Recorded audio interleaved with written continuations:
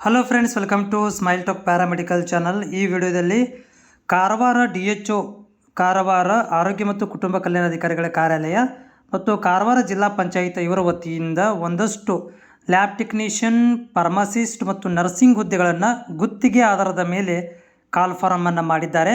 ಅದರ ಬಗ್ಗೆ ಈ ವಿಡಿಯೋದಲ್ಲಿ ಮಾಹಿತಿಯನ್ನು ಕೊಡ್ತಾ ಇದ್ದೇನೆ. ಅಭ್ಯರ್ಥಿಗಳು ಈಗಾಗಲೇ ನಾನು ಸುಮಾರು ಜಿಲ್ಲೆಗಳದ್ದು ಗುತ್ತಿಗೆ ಆಧಾರದಲ್ಲಿರ್ಬೋದು ಮತ್ತು ಪರ್ಮನೆಂಟ್ ಜಾಬ್ಗಳ ಪ್ಯಾರಾಮೆಡಿಕಲ್, ನರ್ಸಿಂಗ್ ಮತ್ತು ಫಾರ್ಮಸಿ ಜಾಬ್ಗಳನ್ನು ಅಪ್ಡೇಟ್ ಮಾಡ್ತಾ ಇದ್ದೇನೆ. ಚಾನಲನ್ನು ನೋಡ್ತಾ ಇದ್ದರೆ ಚಾನಲ್ ಫಾಲೋ ಮಾಡಿಕೊಂಡು ಸಪೋರ್ಟ್ ಮಾಡೋದನ್ನು ಮರಿಬೇಡಿ.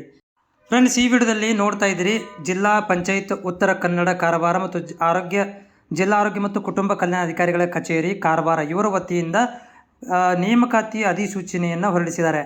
ಇವರೇನು ಹೇಳ್ತಾ ಇದ್ದಾರೆ ಅಂತಂದರೆ, ಉತ್ತರ ಕನ್ನಡ ಜಿಲ್ಲೆಯ ಆರೋಗ್ಯ ಮತ್ತು ಕುಟುಂಬ ಕಲ್ಯಾಣಾಧಿಕಾರಿಗಳ ಕಚೇರಿ ವ್ಯಾಪ್ತಿಯಲ್ಲಿ ಬರುವಂತಹ ಆರೋಗ್ಯ ಸಂಸ್ಥೆಗಳಲ್ಲಿ ಖಾಲಿ ಇರುವಂತಹ ಕಿರಿಯ ಪ್ರಯೋಗಶಾಲಾ ತಾಂತ್ರಿಕ ಅಧಿಕಾರಿ ಮತ್ತು ಫಾರ್ಮಸಿಸ್ಟ್ ಮತ್ತು ನರ್ಸಿಂಗ್ ಶಿಕ್ಷಕ ಅಧಿಕಾರಿ ಹುದ್ದೆಗಳನ್ನು ಗುತ್ತಿಗೆ ಆಧಾರದ ಮೇಲೆ 1 ವರ್ಷದ ಅವಧಿಗೆ ಅಥವಾ ಮುಂದಿನ ಆದೇಶದವರೆಗೆ ಅರ್ಹ ಅಭ್ಯರ್ಥಿಗಳಿಗೆ ಅರ್ಜಿಗಳನ್ನು ಆಹ್ವಾನಿಸಲಾಗಿದ್ದು, ಅರ್ಜಿಗಳನ್ನು ಉಚಿತವಾಗಿ ನೋಡಿರಿ, ಇಂಪಾರ್ಟೆಂಟ್, ನಿಮಗಿದು ಆನ್ಲೈನಲ್ಲಿ ಸಿಗೋದಿಲ್ಲ ಮತ್ತು ಇದು ಡೈರೆಕ್ಟ್ ನೀವೇನು ಮಾಡಬೇಕು, ಉಚಿತವಾಗಿ ಅರ್ಜಿಗಳನ್ನು ಜಿಲ್ಲಾ ಆರೋಗ್ಯ ಮತ್ತು ಕುಟುಂಬ ಕಲ್ಯಾಣಾಧಿಕಾರಿಗಳ ಕಚೇರಿ ಉತ್ತರ ಕನ್ನಡ ಇಲ್ಲಿ ರಜಾ ದಿನಗಳನ್ನು ಹೊರತುಪಡಿಸಿ ಅಗತ್ಯ ದಾಖಲಾತಿಗಳೊಂದಿಗೆ ಅರ್ಜಿಗಳನ್ನು ಪಡೆದು ಅಲ್ಲೇ ಅಪ್ಲಿಕೇಶನ್ ಫಾರ್ಮನ್ನು ತೊಗೊಂಡು ಅಲ್ಲೇ ತುಂಬಿ ಕೊಟ್ಟು ಬರಬೇಕು. ಅದಕ್ಕೆ ದಿನಾಂಕ ನೋಡಿರಿ, 24ನೇ ತಾರೀಕಿಂದ ಇದು ಸ್ಟಾರ್ಟ್ ಆಗಿದೆ.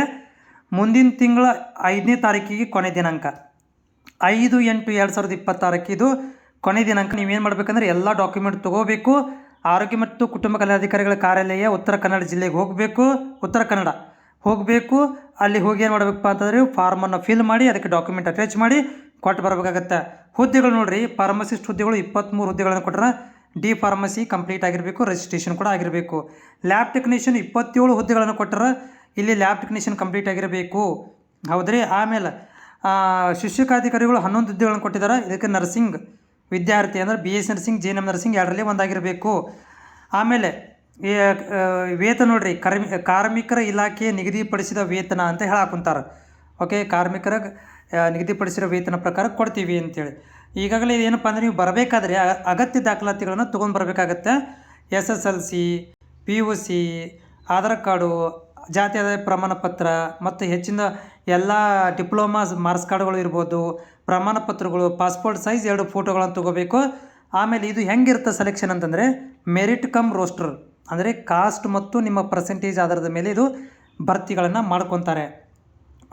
ಸೊ ಆಮೇಲೆ ನೀವು ಹೆಚ್ಚಿನ ಮಾಹಿತಿ ಬೇಕಪ್ಪ ಅಂತಂದರೆ ಇಲ್ಲಿ ನೀವು ಏನು ಮಾಡಬೇಕಾಗುತ್ತೆ, ಆರೋಗ್ಯ ಮತ್ತು ಕುಟುಂಬ ಕಲ್ಯಾಣಾಧಿಕಾರಿಗಳ ಕಚೇರಿ ಉತ್ತರ ಕನ್ನಡ ಕಾರವಾರಕ್ಕೆ ಹೋಗಿ ನೀವು ಏನು ಮಾಡಬೇಕು, ಮಾಹಿತಿನ ಪಡ್ಕೋಬೇಕಾಗತ್ತೆ.